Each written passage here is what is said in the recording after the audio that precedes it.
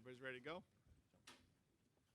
right, good afternoon, everyone. Thanks for being here. In a moment, you're going to hear from Mayor de Blasio. Then, of course, you'll hear from our Chief of Crime Control Strategies, Lori Pollack, to go over our April crime figures. And first, I'm sure everybody knows about this. All the members of the New York City Police Department are extremely saddened by yesterday's tragic vehicle collision that took the life of police officer Vincent Prasad.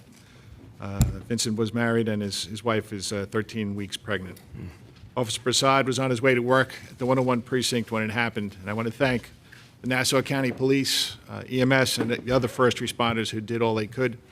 By all accounts, 31-year-old Officer Prasad was a very good cop with nearly 4 years with the NYPD. Native of Guyana, he was absolutely dedicated to serving the people of this great city. Our heartfelt sympathies are with his family and friends today, and with Deputy Inspector Vinny Tavallero, Officer Prasad's commanding officer, and their distraught colleagues in the 101.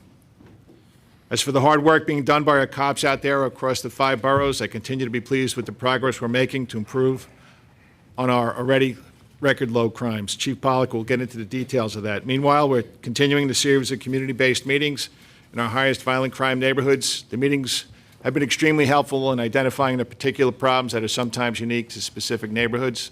We're devising ways that the NYPD can further reduce crime and address quality of life concerns in close partnership with everyone who lives and works in these communities. The ultimate goal, of course, is to ensure that every block and every neighborhood is as safe as our safest streets already are.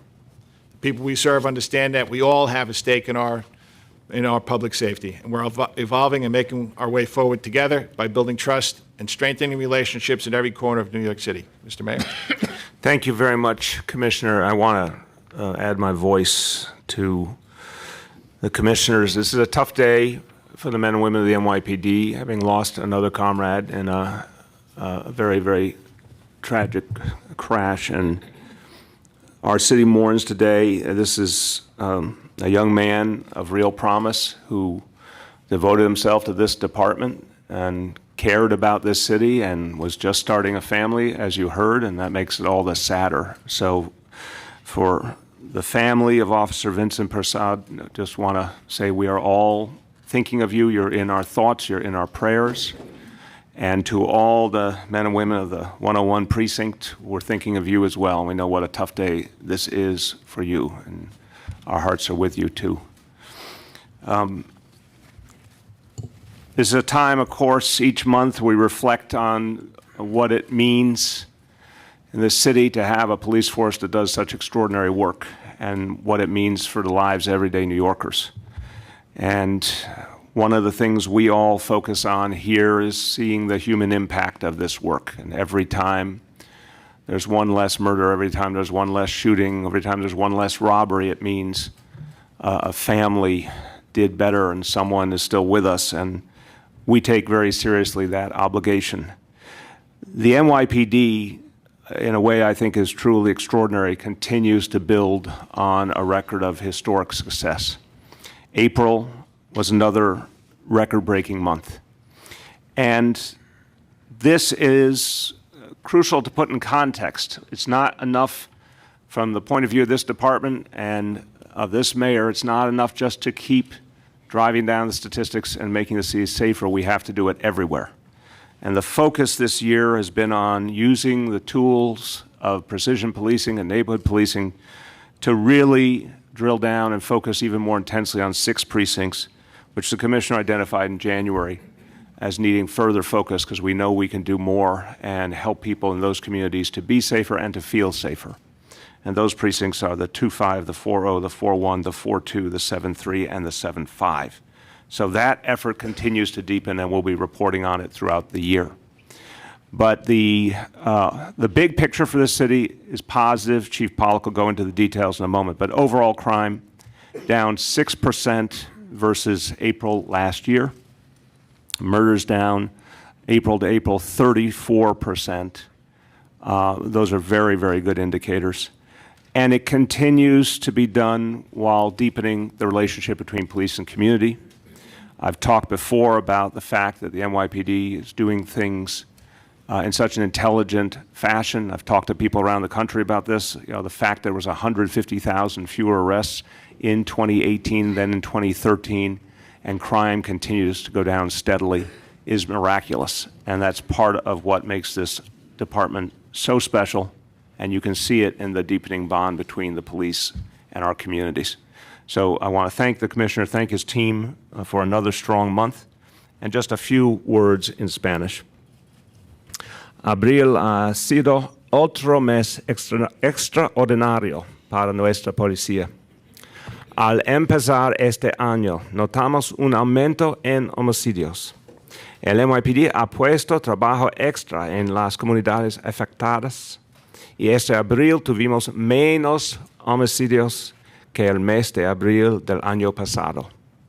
Con la ayuda del NYPD, Nueva York seguirá siendo la ciudad grande más segura del país. With that, over to you, Chief Pollack. Good afternoon. Total index crime for the month of April is down 6%. We are at an all-time April low, and for the first time in any April, we recorded fewer than 7,000 index crimes, and the decreases are reflected in all 7 major crimes. We had a record low number of murders this April, with 17 versus 26, a reduction of 34%. At the end of April, our year-to-date murders were up 88 versus 86. Almost half of the 17 murders in April were shooting deaths, which brings us to shootings, which are up 13 for the month of April, 62 versus what was a record low of 49, and up 22 for the year, an increase of 11%. The shootings during April are spread out across the city, and Queens North experienced the largest increase of 7 versus 0, with gangs, drugs, and 1 robbery as the motives. Housing shooting incidents are up in April, 15 versus 8. Those incidents are also spread out amongst housing in the 5 boroughs, and gang violence is a factor in our shootings.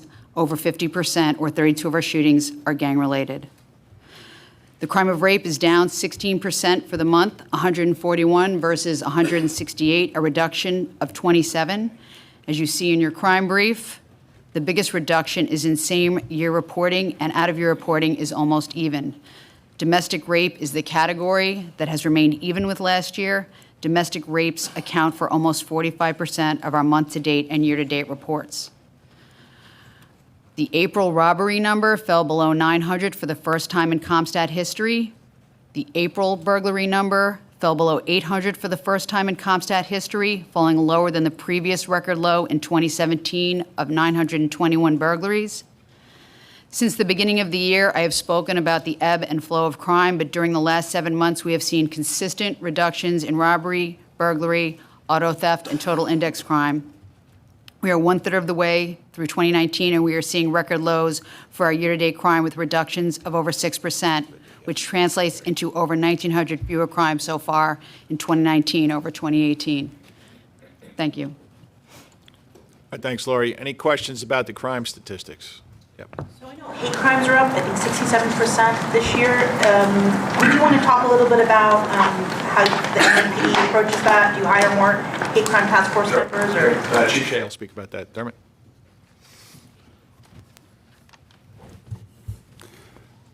Good afternoon. You are correct when you talk about the 67%. What we are seeing is an increase of 60 reported hate crimes in New York City through the first 4 months of the year. As I have said before, anti-Semitic crimes make up 85 of the 148, so well over 50% of the overall crimes. When you drill down on the anti-Semitic hate crimes that we are seeing, approximately 80% are the drawing of swastikas in some way, shape, or fashion throughout New York City. I just want to be very clear. We have a very robust hate crimes task force led by Inspector Molinari. Very capable hands, and there is a zero tolerance in New York City for hate of any kind, whether it's anti-Semitic, anti-religion, anti-gender, or any other kind. We have an increase in arrests just this year of over 100% in hate crime arrests affected by our hate crimes task force. So I think that's a good symbolism right there of the dedication of our hate crimes unit that works hand in hand on a daily basis with other investigative units throughout the city. We will not tolerate this in New York City. All right, thanks, Dermot. Yep. Can you talk a little bit about the people who are committing these hate crimes, specifically the static ones, I guess, because that's the largest number of them? Do they tend to be recidivists? They tend to be people who have committed one crime? That's a very good question. We see a little of everything, but I have said at prior press conferences, and this holds true today, we certainly have seen a number of patterns where we will have, I've spoken before about an individual on the Upper West Side, that one individual has been responsible over a period of years, literally, of causing much damage, drawing swastikas, whether it's spray painting, etching, stickers, or things of that nature. So in trying to pinpoint who we're arresting, we do see a myriad of different ethnicities, different ages, et cetera. But that's not to say that we don't have patterns, because we do have still a number of instances where one individual can be responsible for a multitude, a pattern, if you will. And that's just not unique to anti-Semitism. We saw that earlier this year in anti-white hate crimes, where one individual in the course of a day, I believe, did 10 separate incidents. Sorry, just to clarify, is that are most people that have committed hate crimes committing more than one hate crime? Have you found of the people that you're arresting? Or does it really just truly vary that you can't kind of put a general thing on it? There's a lot of factors there, and I wouldn't want to be painted into and give you bad information. It's a combination of what they're doing and what we're able to prove at the same time. So I would say, though, anecdotally, we can certainly get back to you with some data if we can, that when you analyze, and I can put you in touch with Inspector Molinari, when you analyze what we see and the arrests that we make on hate crimes, I wouldn't say that the vast, vast majority have been arrested for more than one. And that's quite probably a good thing, because we have enhanced penalties for hate crimes, and we would expect to see that somebody, when the arrest is made and the case goes to court, that they get a stiff sentence. So that's some good news. Juliet? Yes, your rate numbers had been up and up and up over a period of, I think, over a year, and now they're down. What has caused that downturn or the difference? Yeah, Lori will talk about that. Yeah. Lori?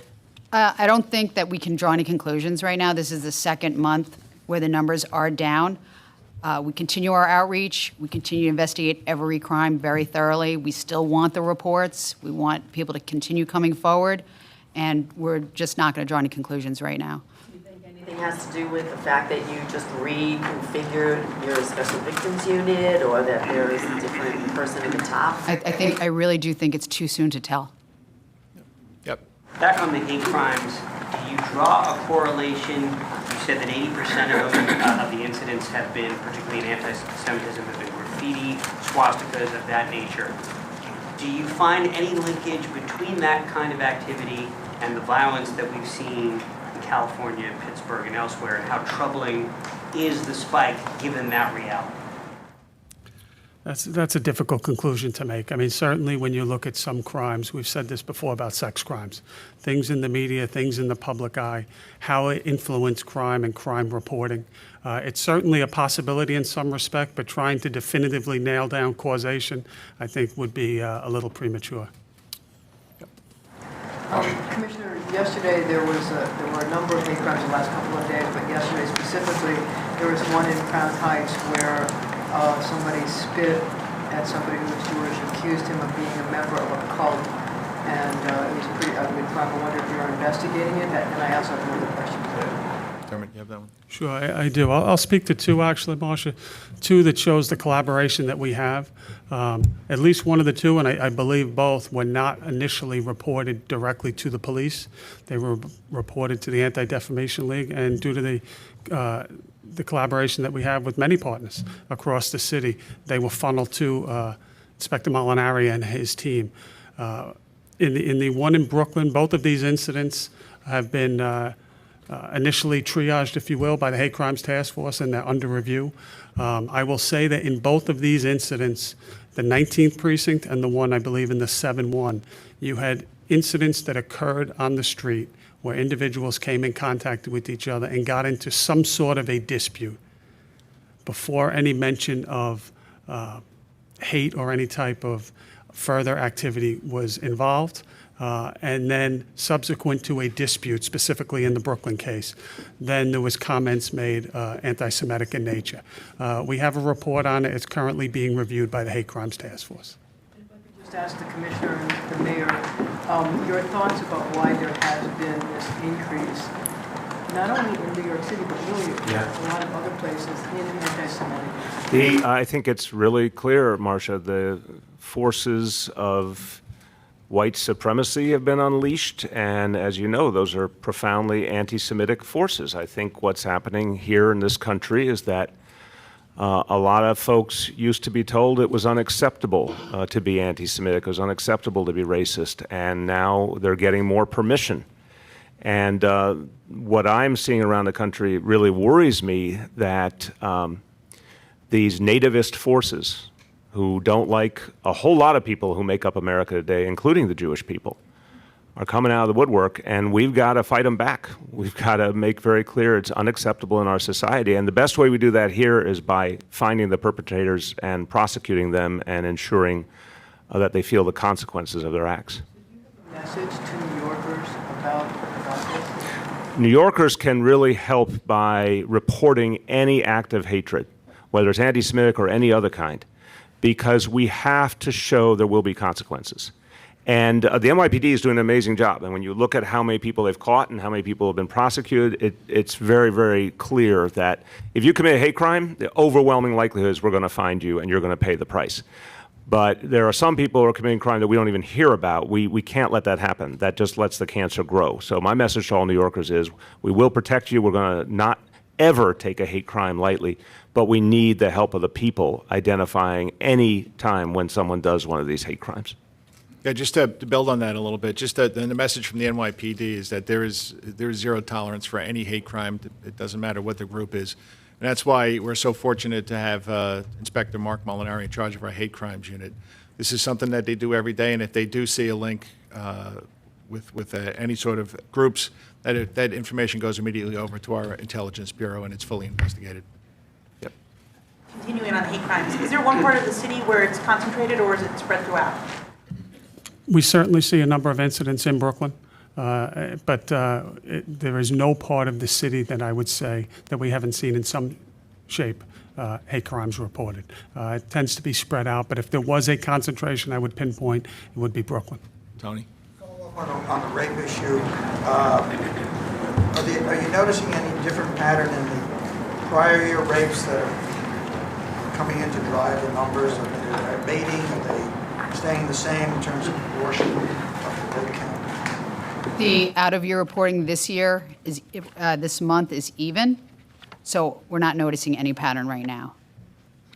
Again, on Special Victims Division, given all the changes top to bottom, and given that it's been quite a little while, or a couple months since these changes were made, what's the turnover rate when it comes to cases being investigated and closed? And how does that vary to the turnover rate prior to these changes? Is that the turnover rate you're mentioning regarding special victims cases?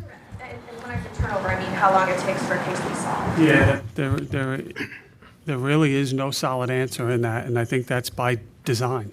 We've worked very closely with many different advocate groups to hear their voice, to hear the voices of the victims of sexual assaults more clearer than ever before. And one of the resounding lessons that we have learned over the years is to move at the pace of the victim and to allow the victim the freedom, to give them that opportunity to step into an investigation and to step out of it when they're not comfortable.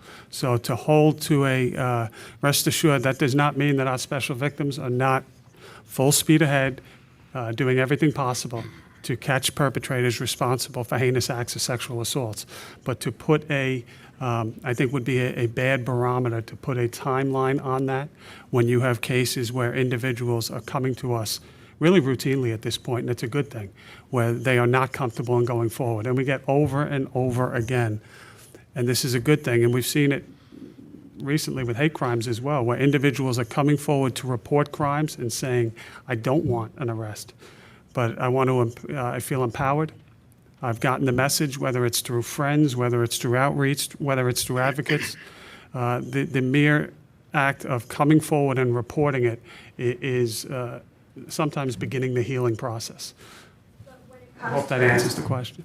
And it was definitely helpful, but when it comes to, let's say, budgeting, where you have to put a number forward and say, this is how many cases we handled with this number of staff working in SVD, do you have any number?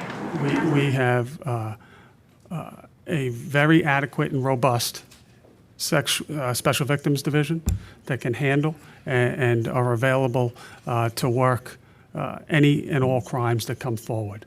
So I would say that the staffing has zero impact.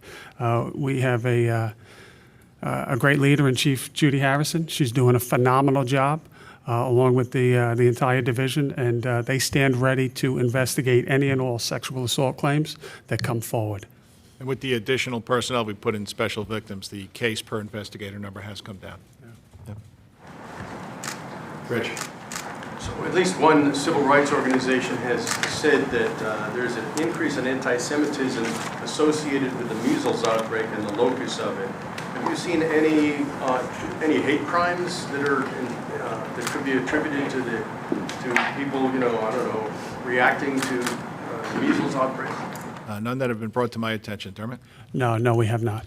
Yeah, and Rich, I want to add, let me speak officially, if you will, and I really want people to understand this is coming from me, coming from the health commissioner. The leadership of the Jewish community in Williamsburg has been 100% cooperative and supportive in addressing the measles crisis. The institutions of the community have been 100% supportive. We have a problem with a very small number of individuals, not organizations, individuals, and they are being deeply influenced, even coordinated, by the national anti-vaxxer movement. So we have to be very clear about this. This is an insidious movement that has money.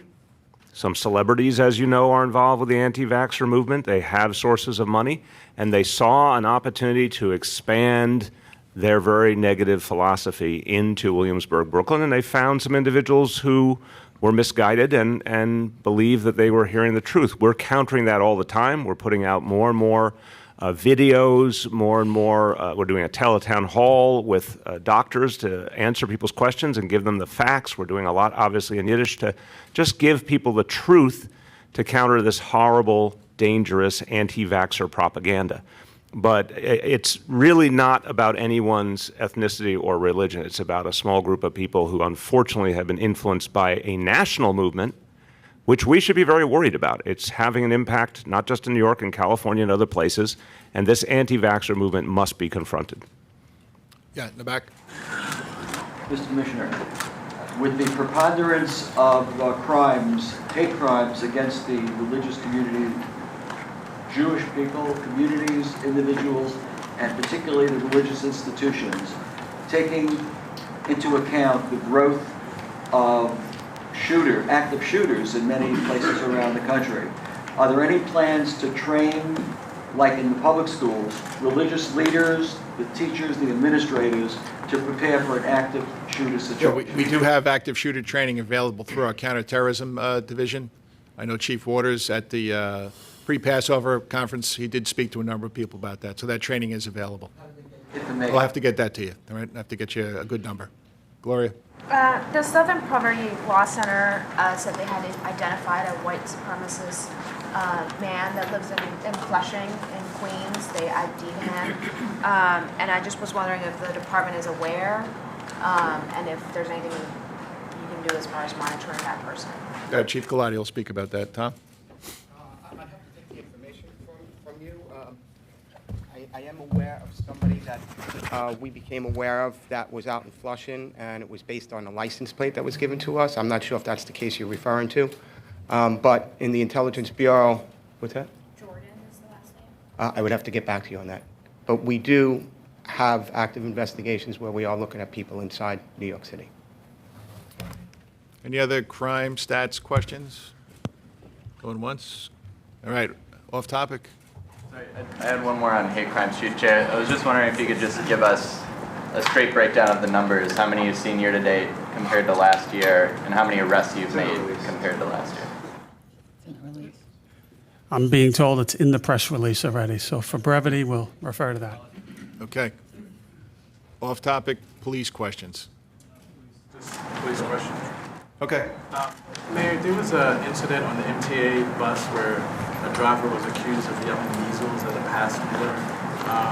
Did you ever get an update on what happened with that, or did that never occur? No, I mean, that's, if that suggested bias on the part of that driver who's a public employee, that's not acceptable, but I don't know the details of that case.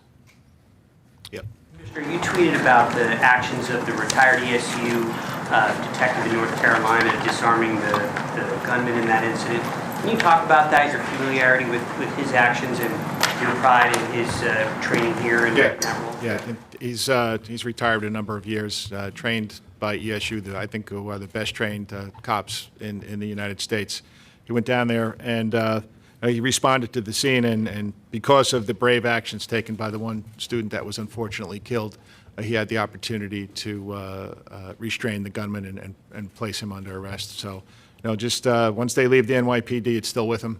I'm really proud of him that he was able to do that and stop the shooter from injuring and possibly killing even more people. Yep, Graham. Commissioner, why was the 2015 crash involving the car that the mayor was in reported to the state DMV? And follow-up, do you condone Inspector Redmond ordering his detectives to basically to cover up the crash, to not say anything about it? Yeah, obviously I disagree with your characterization of that, but Tom Galati will talk about the incident itself. Tom? Yeah, so this is a minor accident that happens back in 2015. It was investigated the day of the accident. The accident report was filed in the 2-5 precinct. The officer that was driving that day was found at fault, so it's far from a cover-up. The messages indicate that Redmond directed his detectives to take a series of steps to cover up the fact that the accident took place. I have not seen those text messages. I'd have to take a look at those text messages myself, but I am telling you that it was completely investigated that day and a report was filed. Yep. Richard, do you have any response to the recommendations of the staff report from the Charter Revision Commission? They talked about like giving them subpoena power. They're all have to do with the CCRB, giving like individual officers subpoena power, requiring you to file what's called like a deviation memo if you deviate from recommendations. Yeah, I mean, there's a number of proposed revisions to the city charter, and we're in the process of working those through. I don't want to comment about any of them individually right now. Yes? The Ccrb trial for Officer Daniel Pantaleo is coming up soon, and this week his attorney asked for the NYPD to prosecute the case, not for the Ccrb to prosecute the trial, trying to dismiss it on a technicality. I'm just wondering if you have an opinion about that? Well, we are, as of now, the trial is set for the 13th. The CCRB is going to be prosecuting that case, and it's going to be a fair process. Today, just asked for, I think, a vacation day during the trial period. And I'm just wondering if you have any opinion about what this says about the respect for this CCRB trial, the public and I haven't heard about any request for any time off during the trial, but we look forward to the upcoming trial, and I know CCRB, with the full and willing help of the NYPD, is prepared for this. Yep. Do you think the other officers who were involved in the death of Eric Garner should face disciplinary charges, and will they? Right now, it's the upcoming trial involves Officer Pantaleo only. Yep. The judge who's overseeing the trial rules against Pantaleo, would you or the mayor be willing to fire him? Yeah, I'm not going to speculate. Tony? Follow up on two reports that have been in the wind for a while. One involves the much vaunted sentiment meter. Is there going to be a point in time when you're going to be able to release information about what the sentiment meter has given us or determined about the public's perception or reactions to officers? This has been sort of lying fallow. Yeah, we've been talking about this for a couple of years now. Yeah, and this is very interesting technology, and I'm looking forward to it. It's still in beta form. We're working with the vendor. It gives an indication of trust and safety down to the sector level. We're looking for some way to operationalize that during CompStat, and we don't have that finalized yet. And once we do that, then we'll incorporate. We look forward to incorporating those numbers into our CompStat system. Follow-up is on the RAND study that's being done on neighborhood policing. Is that on target? I think you said that we might see something. Yeah, by the end of June. Yep. Yeah, yes it is. And we'll look forward to that. Yep. Sentiment meter? Sentiment. We need to think of a better name. Sentiment, like. What is that? Measure. It's how people. It's measuring the trust that people have in the NYPD and how safe they feel in their neighborhoods. Work as a poll, as a. Well, it comes over. There's thousands of apps that the research tool, the survey, will come up on your phone. It comes up with first a question about New York City, then it'll ask you 5 more questions or so, and some additional questions about how you feel about the NYPD and how safe do you feel in your neighborhood. And it's down to the sector level. It's consistent with neighborhood policing. Gathering that information now? Yes, we are. Yeah. This has been a process that's been going on for a while. I know I'm meeting with the vendor over the next week or so, so hopefully we'll be able to operationalize that pretty soon. Yep. How's that for a specific answer? Yes. Commissioner, last week there were some photos circulated of you not having a bike on your bell. Bell on his bike. Sorry, bell on. I think a bike on the bell would be awkward. It's a really big bell. That's a really big bell. After police confiscated some people's bikes for not having bells. Okay. Did you tell your officers to stop ticketing them, or would you ticket All right. So them? there's a backstory here, and we do not give out a lot of summonses for no bells on bikes. I got that right. This was a group that they meet periodically, and there's videos out there. You got to take a look at what these bike groups do. They ride in group, in mass, wrong way, up major avenues. They play chicken with buses and trucks. And this was a tool that the officers from Manhattan South used to prevent this behavior from happening that day. And I will be happy to report to New York City that I do have a bell on my bike now. Sure. Is surveilling people's social media for a nonviolent open container warrant something that the NYPD typically does, and show up with 50 officers to arrest that person? I don't know the case that you're talking about. Well, that's how police showed up to that event. That's what they told the media. That. Okay. Did they explain to you what the group does every time they go out? Did they give you that part of the equation? Okay. Maybe you should go back and ask them about their behavior. Hold on, John. Commissioner, over the weekend, on Saturday, they found a body in a park in the 16th precinct, and I think there was some belief about a mystery about who the person was. Has there been an autopsy after identifying who the person was? There's an update on that. Yeah, so this, on the Brooklyn side, in the 68th precinct, as you said, in a wooded area that is fenced in, which is probably significant in this case, workers doing routine maintenance came across what appeared to be and confirmed was human remains. Initial autopsy was conducted.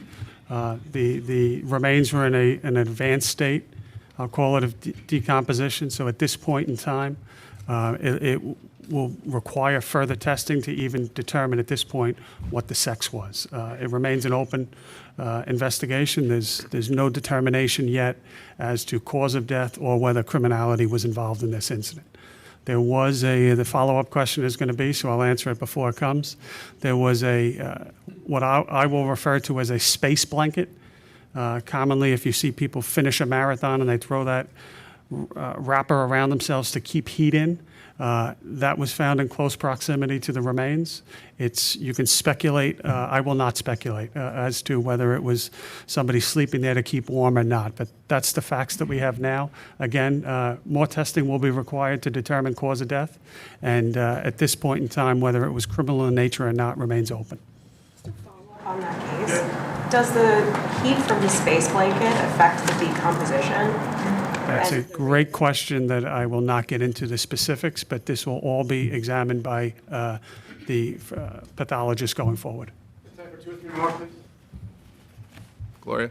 Commissioner, can you give us an update on that fatal stabbing in the 7-0 with the arrest of the mother and her son? Do you have a motive in that case yet?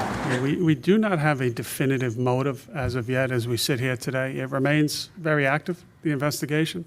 Terrible incident from this week where we have essentially 2 17-year-olds primarily involved in this, what turns out to be a stabbing homicide. The individual was stabbed in the armpit area and ultimately succumbed to his wounds. 17-year-old victim, 17-year-old arrested perpetrator.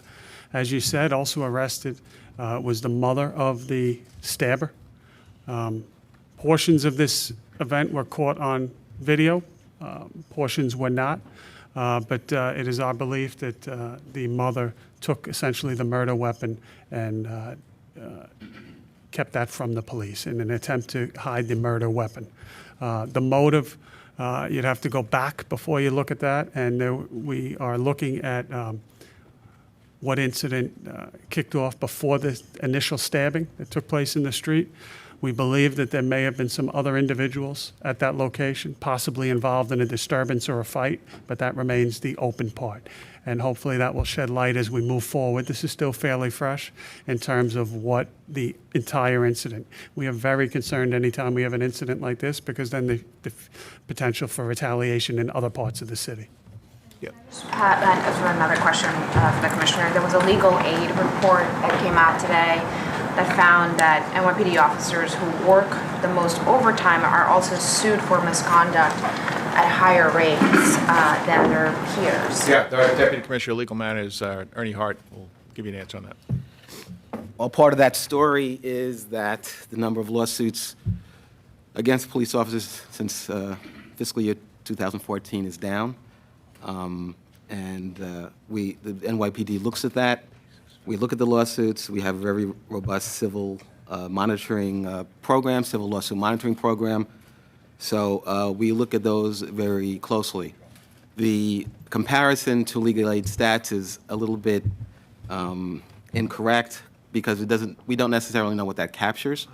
So I don't think that I can comment really on that comparison because I don't think the comparison is valid. The correlation. The correlation between the litigation and what legal aid said, yes. Why don't you think it's valid? Because it is comparing apples to oranges. It's not necessarily comparing the same way that, it's not compared in a proper way. Comparing federal court records to payroll records. You're saying, but we don't know what that's based on. In terms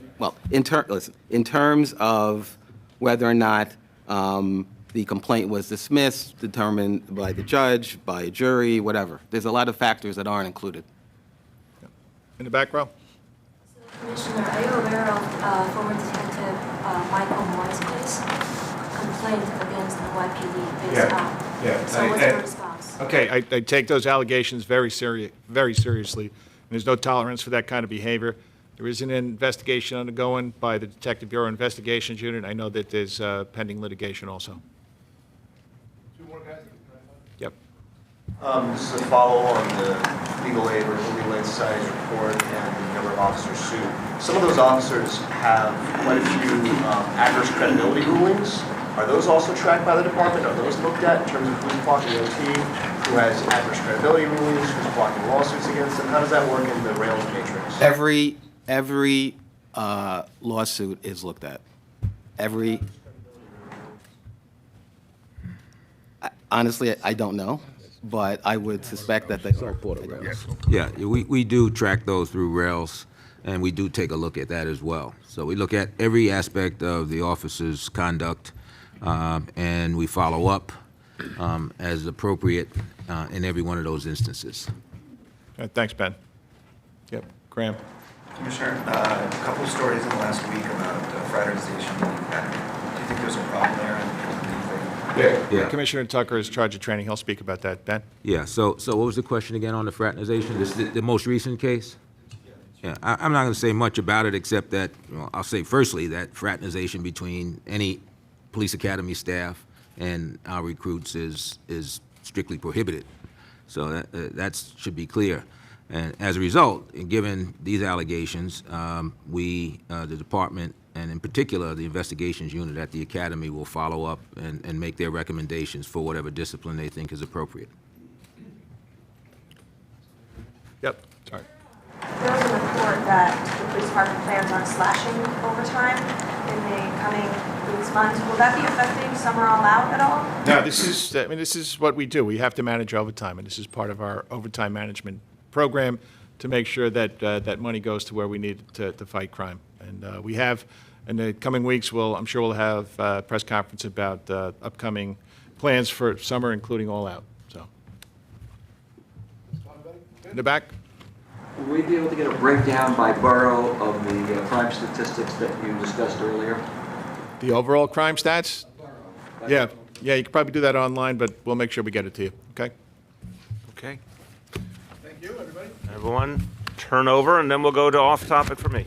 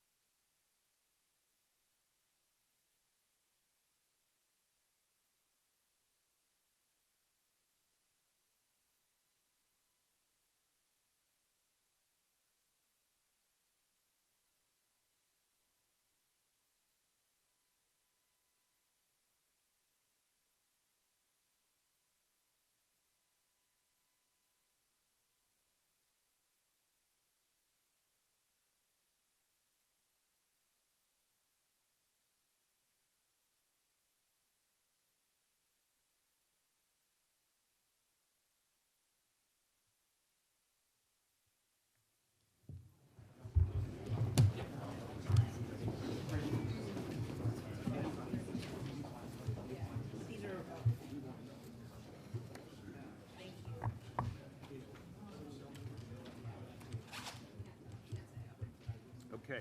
Hey, private interview. Time to end. We have to do this for everyone. Oh, I got to put my mic on. Okay. Yeah. Yes, I can. I'm interested in the needs of the whole group, Gloria. Andrew. Mayor, today Michael Bennett announced that he's running for president. Depending on how you count, there's 21. Bullock is expected to get in next week. That could be 22.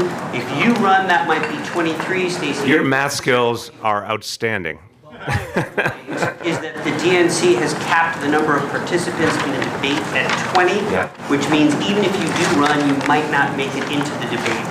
How important would that be for you to participate in the debate? Well, that's the kind of question I would respond to if and when I'm a candidate. The debate is one of many, many factors in the campaign, obviously. But I'm going to make my decision in the month of May, and as soon as we have something to tell you, we'll tell you. May, so you're saying May 31st. If we don't know by May 31st, you're out. I think it's simpler. I'm going to make my decision in the month of May, and then I'm going to tell you my decision. In the month of May. I thought this was a really, wait a minute, I thought this was a really good, easy sentence. I'm going to make my decision in the month of May. I feel like I'm back on the Sesame Street set. I'm going to make my decision on the month of May, and I'm going to tell you my decision. Next May or this May? Yes, Anna. So, Mr. Mayor, on the issue of meeting with lobbyists, given that 46 of your top aides and officials regularly meet with commercial and in-house lobbyists, does it really matter that you're reducing your own interactions with them? Well, in my case, reducing is not the word. I made a decision several years ago to no longer meet with third-party lobbyists. And the other day, I said on the radio, and I should have said it more precisely, but my meaning was exactly correct. Third-party lobbyists are the lobbyists who work for a variety of interests, who are hired by different interests to go and represent them. When people talk about lobbyists, that's what they mean. There's another group, which is sort of as people have interpreted the law. You have, for example, union presidents, labor union presidents, who also decide that because of the law, they assume they should register as lobbyists to represent their own workers, their own union. They don't represent anybody else. So I still meet with labor union presidents. We put it out there, but that to me is not the point that has raised so much public concern. It is the other type of lobbyists. In that instance, third-party lobbyists, I have not met with a third-party lobbyist registered with the City of New York about their city clients in years, period. On the question of the other members of the administration, look, there's so much business that we have to do every day in New York City. There are so many issues that have to be addressed by City Hall, by our agencies. And a lot of the folks who have perfectly legitimate issues they want to bring before the government choose to hire representatives to be a part of that process. We respect that. We work with them. And unlike, I think, hardly any other government in America, we disclose which lobbyists met with which officials, and we do that on an ongoing basis. And I think that's a good practice, and I think it's a practice other places should take on as well. Just to follow up on that, you met with several Amazon executives last fall at Gracie Mansion, and one of them was a lobbyist who works in-house for Amazon. I don't really Again, an in-house, I think it's a huge distinction. Someone who works for a single entity and comes to a meeting just like everyone else who's there from that entity and happens to feel they need to apply under the lobbying law is totally different than the kind of lobbyists that are talked about in the regular public discourse. It just is. What we talk about normally are the folks who represent a variety of interests. There's a regular accounting of all those folks. It's just a different thing. So I've set my standard and we disclose. I believe it's a real different thing according to reality, but what I indicate on our website is anybody who is a city registered lobbyist who I meet with, and we put that out, even if it is, for example, a labor leader, I'll put it out there, but I'm very comfortable saying that is not what I'm talking about, and I think the vast majority of people are talking about when they are concerned about the history of lobbying. Anyone else? Back there. Mr. Mayor, on the issue of Eric Garner's death, I'm wondering if you have made any attempts to reach out to the Department of Justice about the status of their investigation? Repeatedly. And is there a status update? There's never a status update. I've never seen anything like this in my whole life. And this happened over 2 administrations, and I'm absolutely flabbergasted. I don't understand how so much time could pass. Just make a decision up or down. There's nothing. There's no indication of a decision or whether there will ever be a decision. And it makes no sense to me. Please. Mr. Mayor, we spoke to some folks in Iowa who are conducting polls where you seem to be the main subject of the poll. Are you paying for polling in Iowa? My PAC is polling, yes. Are you going to tell us what that cost, or? We have to file disclosure for the PAC on a regular basis, and they'll be certainly indicated in there. Whenever the normal disclosure is, it will be indicated. Is that polling part of what you are taking into account to make your decision? Some Yes. of the questions that the poller asked was about your general message, whether or not people know who you are, what they associate when they think of the New York City mayor. Are you taking all of that into account to make it? I want to look at, a lot of information. The ultimate decision, as I've said, is a personal one and a family one, but of course it makes sense to look at other information. Do you know how long the polling will go on for? Or? I'm not going to get into the details of it, but the final product in terms of how much it costs and all will certainly be disclosed. Yes. Just to follow up on that, I thought where you were at was just the... He's like, he's going to say, what month are you going to make your decision in, though? You had left us with the impression that it was really just a personal decision, but what you said... No, it's a personal decision always in the end. I mean, the number one concern is it's a family decision, has a huge impact on the family, and as you know, I've always been deeply connected to my family, including in public life. But it's natural to take into account other factors. Other questions? Yes. So is it really about running for president, or is it about raising a national profile and perhaps looking at a Democratic administration and a position there? I have never run for anything without intending to win. And you can look at my track record. I was an underdog in everything I've ever been near.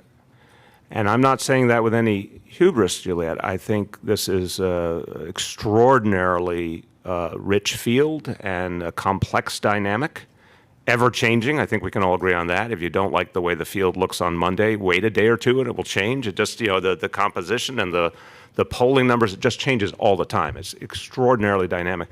But anytime I get in a race, I get in it to win.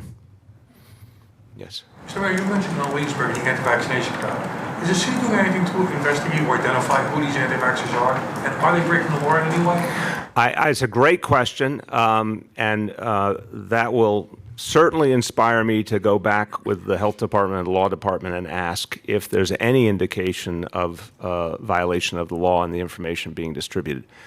To date, what I have understood is it's very inaccurate information that's really causing a lot of problems.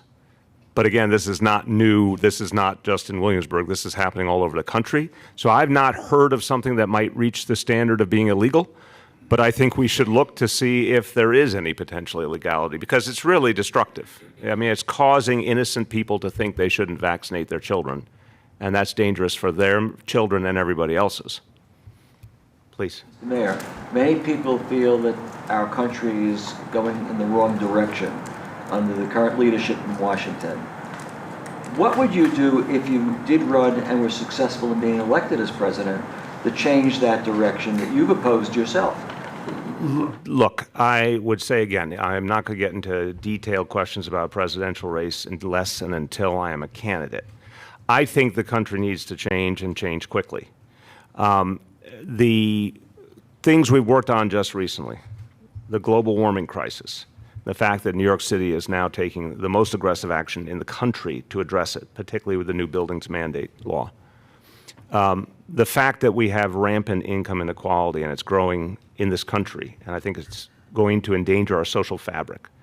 Here in the city, we've done really forceful things to try to stop that growth of inequality and actually give people opportunity. Those are going to be really, really important issues.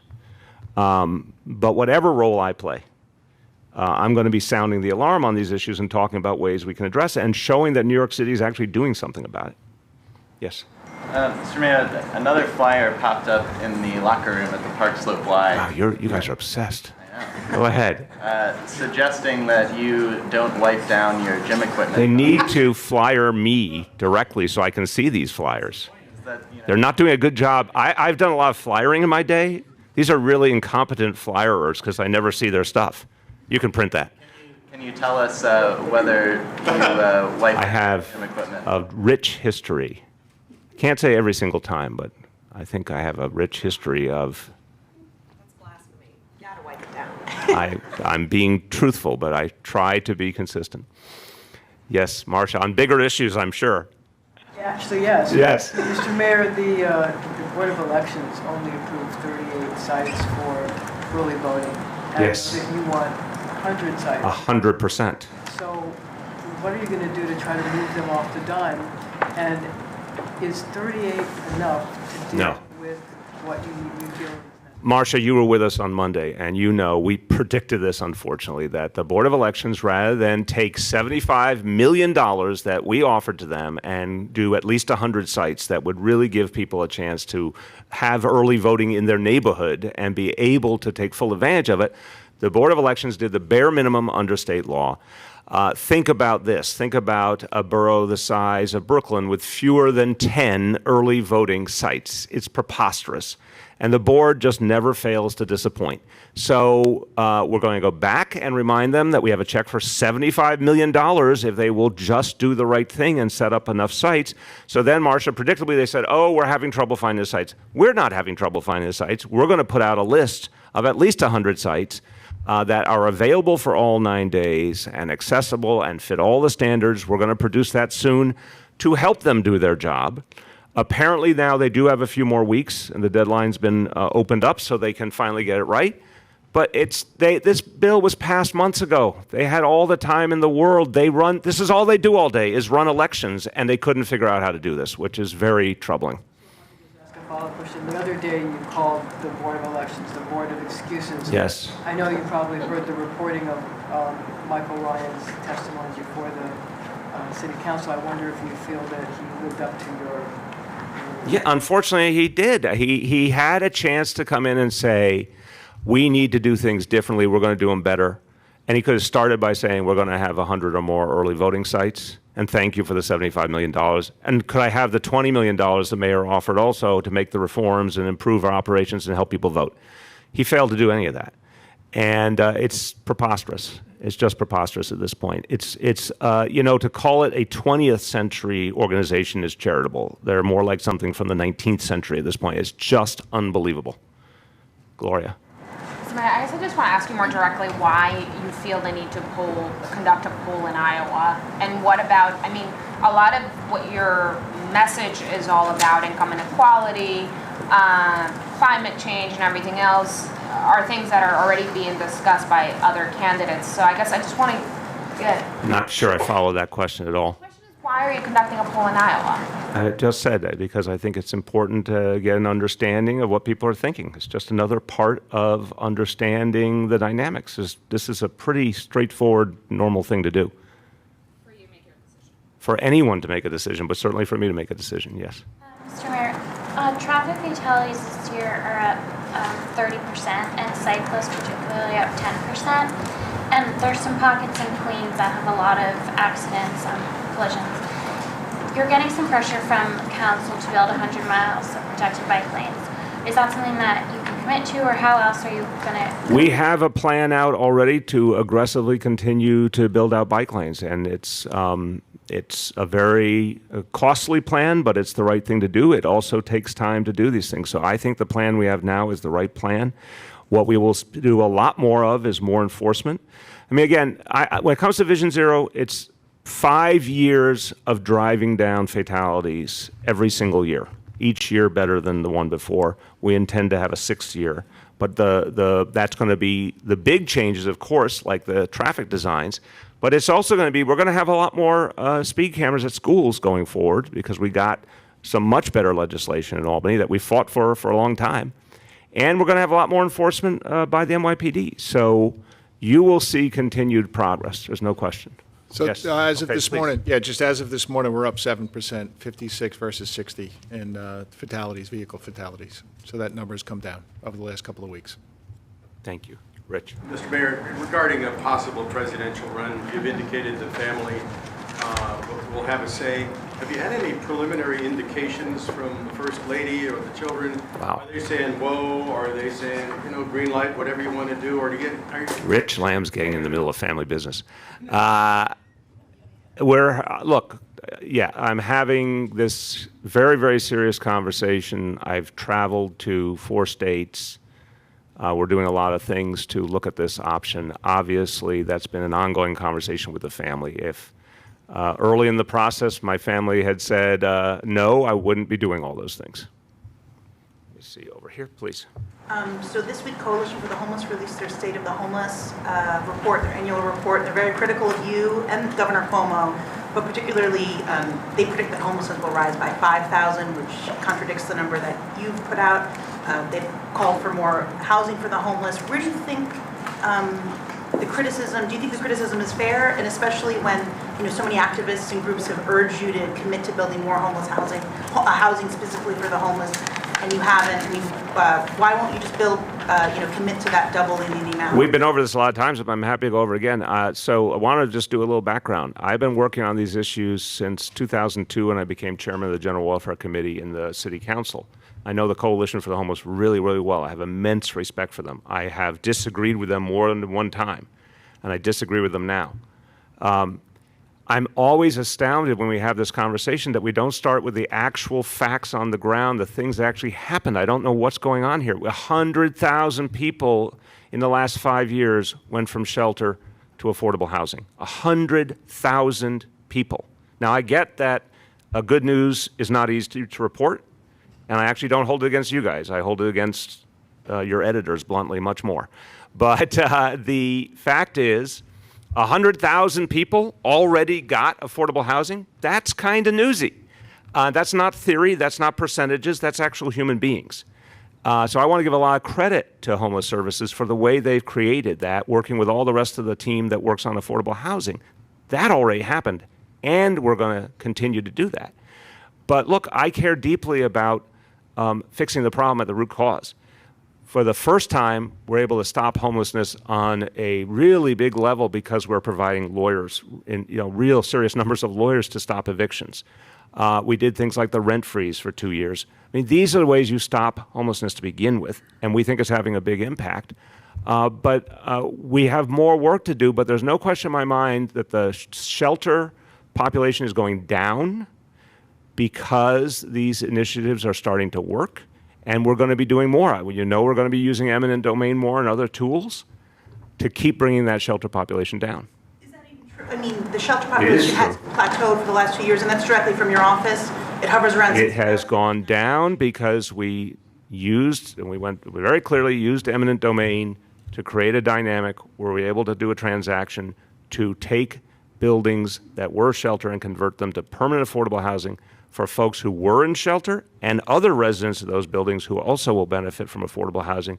And we're going to be doing a lot more of that. When you do that, when you take someone who is in shelter in a temporary status and you turn it into permanent affordable housing run by a community nonprofit organization, long-term affordable housing for folks and affordable rent, that's a night and day reality, and you're going to be seeing a lot more of that.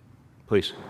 NYPIRG and reInvent Albany had a letter to the Conflicts of Interest Board today asking them to disclose whether you or any of your aides violated ethics guidelines during the campaign for Northern New York fundraising. Would you have any opposition to them releasing any of those? I'm going to say what I've said about these matters. We're talking about something that happened years ago for an entity that is now defunct. It has been looked at and reviewed by multiple entities. They all passed their judgment. The case is closed. There's nothing else to say. Juliet.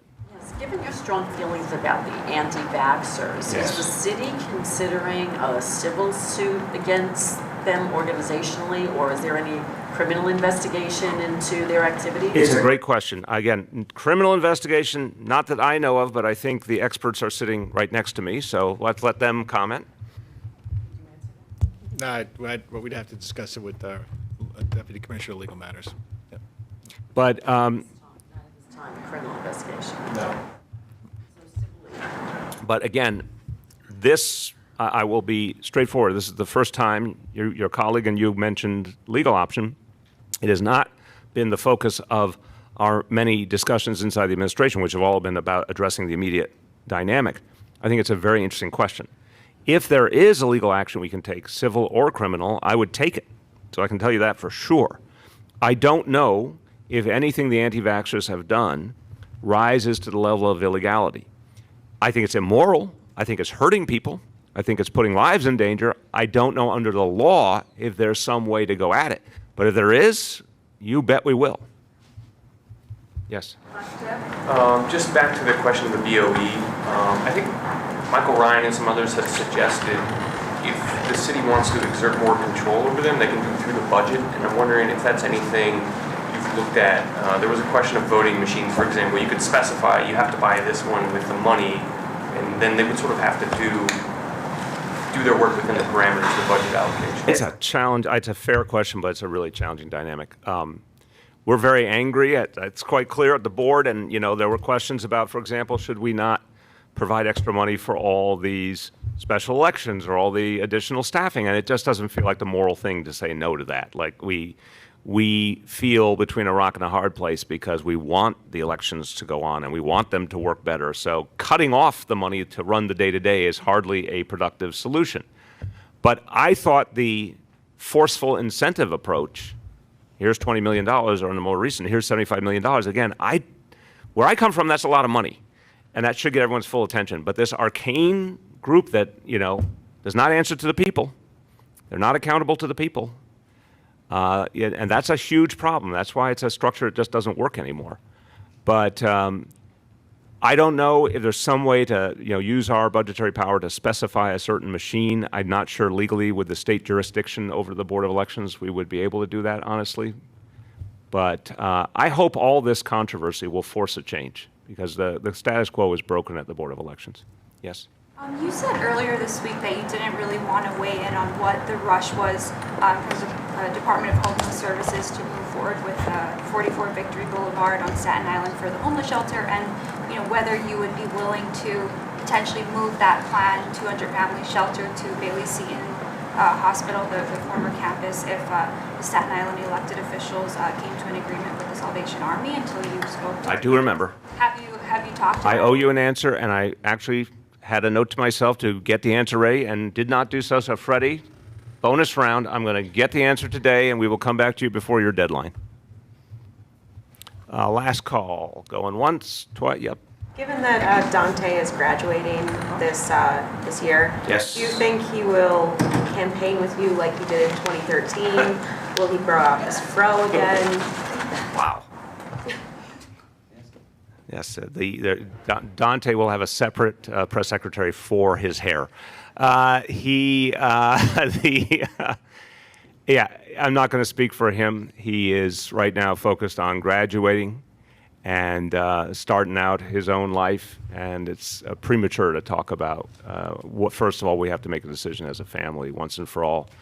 By the way, Andrew, that's going to be during the month of May. Just a second. Yeah, Marcia, it's May, and a very fair follow-up, May 2019. I just wanted you to know that. Not May-ish, actual May. What's that? In your life. My anniversary, my 25th wedding anniversary, May 14th, 25 years, married under. What a romantic thing to do. That's, wow, that would be a real winner. So I will agree that the date, May 14th, falls in May. That was astute. May 8th is my birthday. That's a true statement, yes. May is a big month. May 8th also does occur during the month of May, but I have no further comment on the likelihood. How old? I am this hour of this day 57.